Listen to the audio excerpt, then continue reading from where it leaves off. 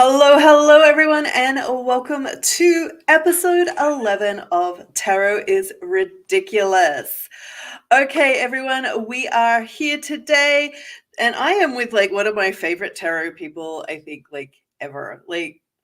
I love this woman so much. She's so funny. She writes some really great stuff. I love her tarot and tea. She's so colorful. I don't know what's not to love about you, V. I mean, you are just I don't know. You remind me of a big teddy bear that I just want to have around as a support toy all the time. You just have the most beautiful energy in the world.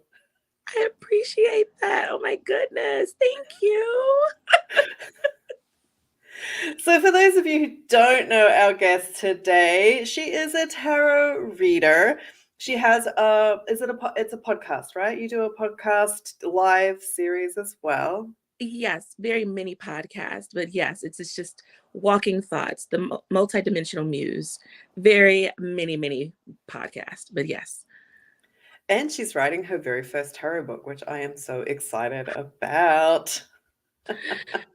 Oh, Now, this- but we're not going to get into that because that's causing her some anxiety right now. So, V, tell us here's what I want to know about you, because you've been doing tarot for a long time now. And I yeah. want to know, what is the one thing in tarot that you keep coming back to again and again and again, either as a practitioner or a reader? How is tarot as a tool? What is the tarot tool that you come back to again and again and again? The one thing that I find as I continue to read is that my definitions or my meanings for the cards continue to evolve and continue to change. Even though I know there's specific set meanings for each of the cards, as I read for myself, as I have more self-awareness, as I read for others, floods of information or just different meanings begin to show up. And especially if I use different decks and I pull different things out from the pictures. I'm definitely I'm not a pips deck girl.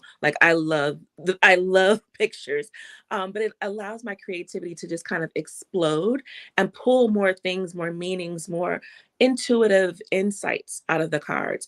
So when I first started, it was bare book, these are the meanings, but I've been reading for 20 plus years now. And so I have these different things that spark from reading from different decks, and they just resonate with myself and clients.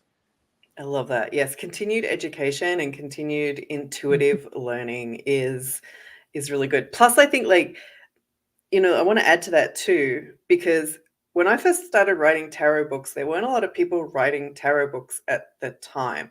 So Mm-mm. I think I first started writing. When did I write tarot court cards for beginners? I think I started writing in 2015, and at the time, there weren't a lot of people writing tarot books specifically. Mm-hmm. So it was one of those things where there there wasn't as much information as there is. Excuse me, something stuck in my throat.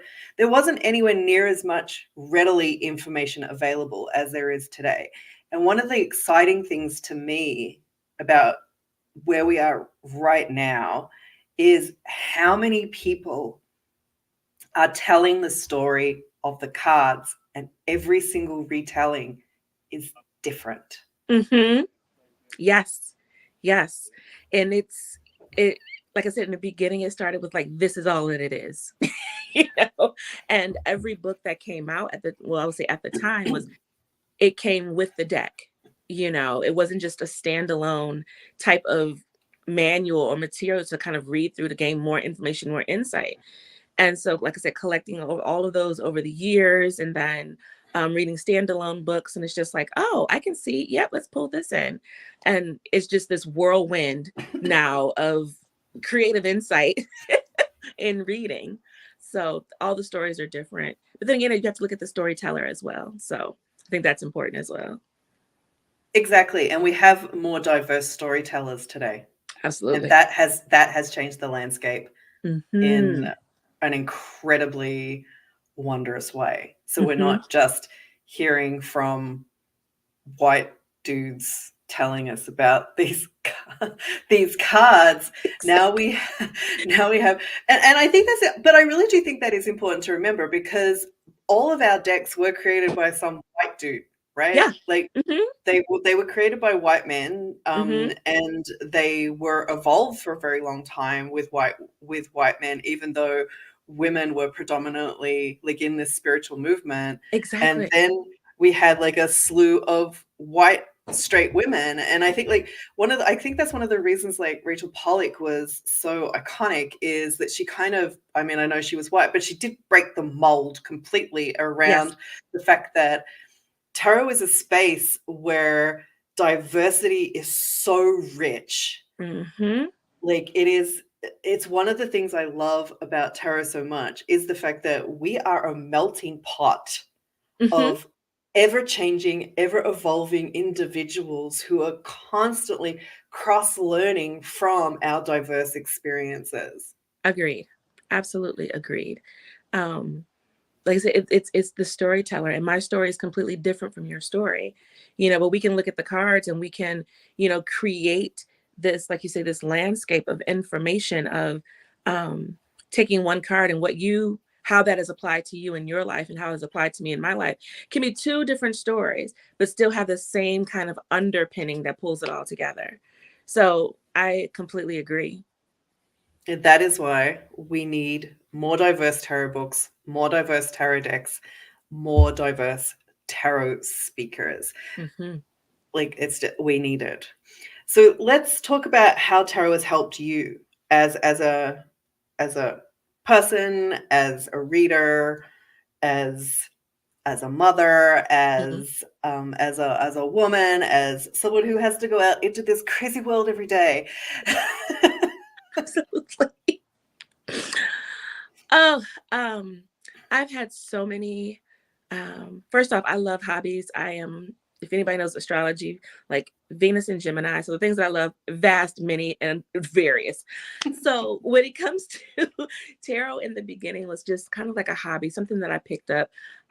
It really appealed to me. This was back when I was like 19, in my early 20s. And then it was just something like, oh, okay. So I put it down for a while. But it was the one hobby I would continue to go back to. It would be down for like a month or two. And then I would be immersed and obsessed all over again. And then I would put it down. And then 3 months later, immersed and obsessed. And so it has been with me literally over the course of my adult life, to where I've used it for different things. So in the beginning, it was just like learning the cards and the fun stuff of it. Reading for the girls in the dorm and predicting test grades and that kind of just the kitschy kind of stuff, right? And so then moving into the space of kind of being a wife and motherhood, then it was just like, okay, so now we're looking at self-care, moving through postpartum. How do I take care of myself and my family? So now I'm looking for the wisdom of tarot, and how can it help me or guide me into making sure that I'm full so that I can take care of those around me. So mom, working as a speech therapist at the time, wife at the time. And so tarot really helped me in that space to kind of navigate. And then divorce comes along after that, and so now it's like, who the hell am I? So now I'm looking at tarot in this space of identifying myself and figuring out like, where do I move? So self-awareness and growing into this portion of myself. And so this is like my 30s, and so now I'm into my 40s, and now I'm of course reading, and I've been reading professionally for a while. um, but now it's about the crossroads in life and the decisions that we're making and helping people with their crossroads and their decisions, because I've had some certain things happen in life that I can now relate to where people are. So now it's like coaching and counseling and mentorship with tarot. So it's had these various introductions, I guess you can say, over the course of my life. Love each and every space of it. So now it's like a combination of all of that. And so as I move into like being an author and writing, and that'll be another journey with tarot. So it's ever evolving for me. I love that. I love that, which kind of brings us into our card of today, because I actually think like this is where you are with this new stage, right? You are here with our card of the week. So V, go ahead and introduce, what is it? What card are we going to talk about? We are working with the Page of Wands, and I'm working currently with the Zeke's Arcana, and it's this very out there, futuristic, colorful. It reminds me of Lisa Frank stickers if you guys collected those back. Oh yeah. Hot pink, like, yes. So this Page of Wands energy is definitely kind of where I am right now. Um, Having some new endeavors to begin to embark on, but having this element of self-consciousness, that kind of consciousness that goes along with it. Um, but really working my fire to continue to show up, to continue to put my best foot forward, to continue to grow and learn in this new space. So, Page of Wands for me. That is a really, really interesting Page of Wands Mm-hmm. card, huh? I love the little salamander as the earring. So Yes. let's have a look at that one and let's compare it to some of the others, because like I've got the Pixie Pop Tarot, because if you've watched any of these episodes, you know I do not like the original Rider Smith deck, so I don't read with it. But I do have the Pixie Okay. Pop. So there's the original, right? So there's the original. See how diverse that, like, look how different that is. That is really great. And then I've got my all-time favorite Page of Wands cards, which is out of the Mermaid Tarot. Yes. Oh, I I love. love this. I love this little one. I love my little island girl here. And my second favorite is from the Soul Cats Tarot, which is my little kittens, my little Oh, exploratory kittens with his little pet salamander there. I Because love. wait, there. Because the salamander is important to this card and important to this suit. What are your thoughts on the salamander?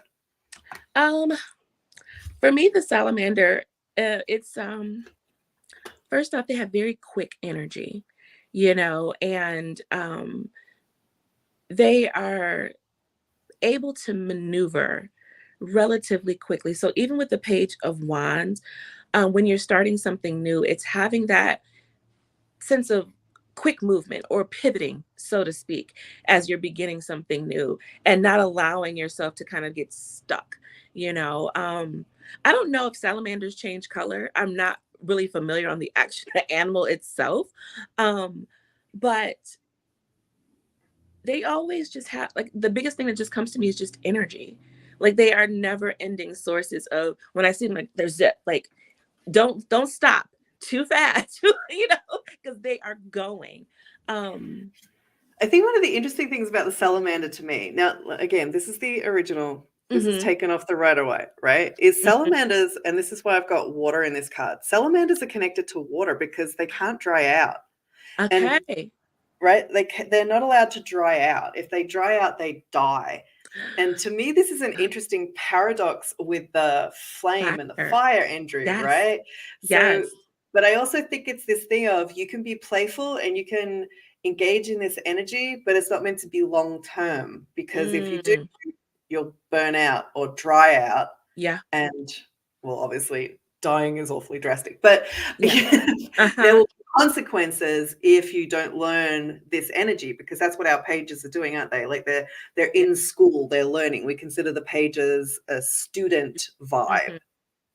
And I love that fact because I don't know if I knew that about salamanders and water, but if you think about it, like, our intuition or our feeling, like, really fuels the things that we are passionate about, And so if we don't have that water element or that sense of, feeling about what we're doing, yeah, the whole thing will dry up and die out. So thank you for that bit of tea because I didn't know, but it makes all the sense. When I was doing research for the Animal Totem Tarot, I learned a lot about animals and the connection to the cards. But the salamander on the suit of wands has always really been fascinating to me because there's a lot of water elements in the suit of wands. Hmm. And we see it also in the two of wands as Yes. well. So the fact that we have this, and I love that you talked about, because this is not just an energy state, this is a higher, intense, engaged, emotional state. Absolutely. Yes. Yes. And riding that emotion and fueling, pouring into that is what's going to keep that fire kind of burning at a way that you need to continue your process or your journey. Plus it's connected to the second chakra, the center of creativity, right? which Mhm. is a which is a water chakra. So like it's Yeah. interesting that we keep having this element of fire and water and how the Mm-hmm. two go together in order for you to learn. And I think if we put like another nice little spin on this, tell me what you think of this one, V, is Mm-hmm. if the pages are the kids in the Mm-hmm. tarot, like, and the kids in us, like we're the students, the learning, then Right. there's got to be a safety mechanism with fire, doesn't there? So what's the safety mechanism? Would be the water. Absolutely. Absolutely. Throw water on it. Yes. Yes. I didn't even, yeah. Yep. I love that. And it's as a student, it's teaching us to be able to balance our fire and our water, so one doesn't overtake the other as well. So in that beginning states, like we can have this, emotional connection to what it is that we're doing. But if we get too emotional, we do drown out the fire. And those are when those harder emotions come in, and we can drown out like our intent and just the energy that we have to it. But if we have too much fire, like we said, we burn out. We just do too much. We have not poured enough into ourselves to keep the blaze going. So it's learning how to a little bit here, a little bit there. So even in the student state, we're learning how to balance. Exactly, because like we can't get to the night stage until we learn the lessons here, right? Yes. So we're either going to get covered in a lot of burns or we're going to get covered in a lot of water, one way or the other, but you're going to learn how to keep that little stick alive. Mm-hmm. Yes. Here's your stick, keep it alive. That's what they say when they give you kids, like, hey, here's your baby, do your best. Like, I get it. I know, it feels like a very extreme lesson in a page of wands, doesn't it? Don't let this thing die. Absolutely. Or you're in really big trouble. Yep. I feel like we should all be given a house plant first. It's like, see how you go with this. This is why they gave us Tamagotchis back in the day. Like, hey, here's a little digital thing, keep it alive. See how you do. My oldest daughter had one of those, and she would get angry at us if it died. And I was like, listen, like, we got enough going on. Like, we ain't keeping that thing alive too. No. Lowest on the totem pole. Any last thoughts on the Page of Wands before we wrap up?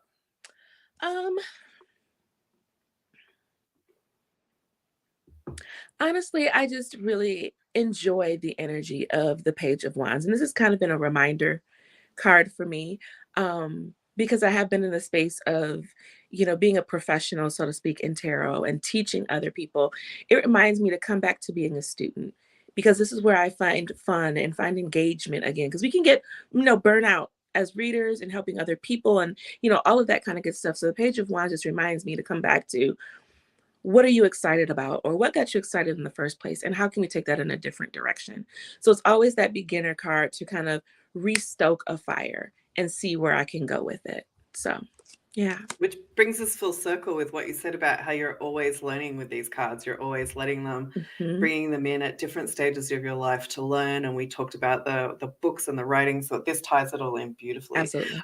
All right, V, like, where do people find you? What you got going on? So you can find me on Instagram at RedLight Readings, RedLightReadings. I am also on Facebook at RedLight Readings. Website www.redlightreadings.com. It all goes together. But right now I do have, I'm involved in a couple of things. First, I'm teaching a class on multi-divination readings. So just using tarot, Lenormand, and if, students want to bring a third to learn how to layer readings, to zoom out for readings, to zoom in for readings, and just figuring out how to be multi or divilingual, I like to call it. Speaking the different languages. Divilingual. Divilingual. Oh, yes. I like that. The different languages of divination. And I'm also a presenter or a teacher for Melissa Lucia's Deep Play 2024. It kicks off on March 30th. And I'm also a main stage presenter at Reader Studio this year in New York, 2024. So lots of stuff in the wheelhouse, but any of my social medias, you can find more information and links. And V's website is in the show notes for this podcast. Thank you so much, darling, for being here today. I love seeing you. I love talking to you. You're amazing. Thank you so much for having me, and I'm so grateful. All right, everyone, that is our episode for today. It did go over just a smidge, but that's all right. If you want to know more about this card, you can join the Substack, and we go deeper into this every Monday, where I explore the card that we talked about in the podcast in the show notes with some really interesting information. So if you want to know that, go ahead over to Substack. Otherwise, check my links in the show notes for how to get in contact with me and how to work with me. All right, everyone, that's it. See you next week. Bye for now.